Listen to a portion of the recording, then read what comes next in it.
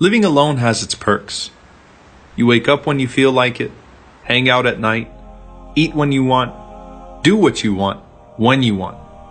It's great not having to worry about anyone but yourself. But I feel like I want to give back to my community now. So I decided to volunteer at the Masjid Weekend School and teach some kids how to read Arabic and Quran.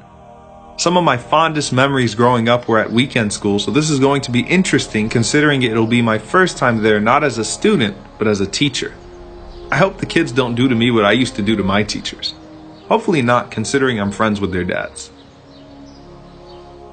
Though it was a little rough in the beginning, I didn't feel that I did too bad of a job. Eventually we got into a rhythm and the kids even seemed to be enjoying themselves. But then towards the end of class, I received a call from a good friend of mine. I could tell the kids were getting bored, but I didn't really care too much since their parents were supposed to pick them up in 10 minutes anyway. So I told the kids to just take a break and relax until I finished my call.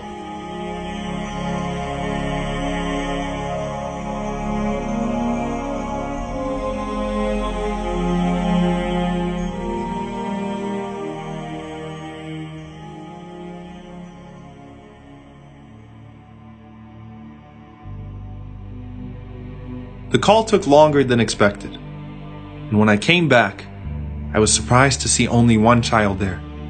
When I asked him about the other boy, Samir, he said he was bored and decided to leave the mosque alone. Oh no. Oh my God. Though I'll never forget how I felt, the moment was a blur. I didn't know where Samir went or what to do or how to find him. My heart was racing and all sorts of terrible thoughts were going through my mind. Then I remembered that I left another child at the mosque, so I had to go back and make sure that he didn't run off as well. As I ran back to the door of the mosque, right in front of me was Samir's father. And he could obviously see I was distressed, so when he asked me what happened, I told him that Samir left while I was on the phone and I wasn't paying attention and I couldn't find him. And at that moment, I'd wished I never even existed. It was a nightmare scene out of a movie.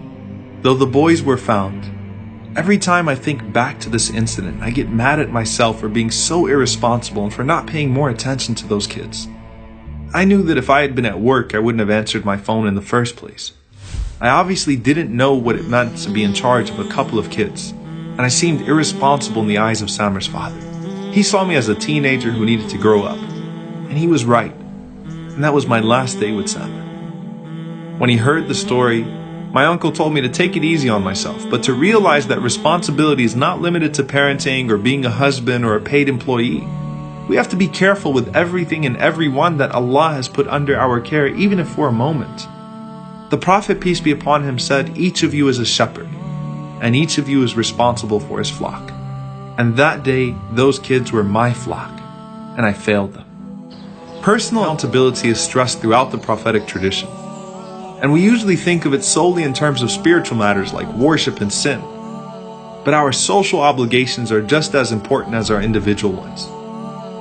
And that's why you find that Umar ibn al-Khattab, as the leader of the greatest nation on earth, would cry, wondering if a donkey under his rule, but in a faraway land, would testify against him on the Day of Judgment for not fulfilling his rights towards it.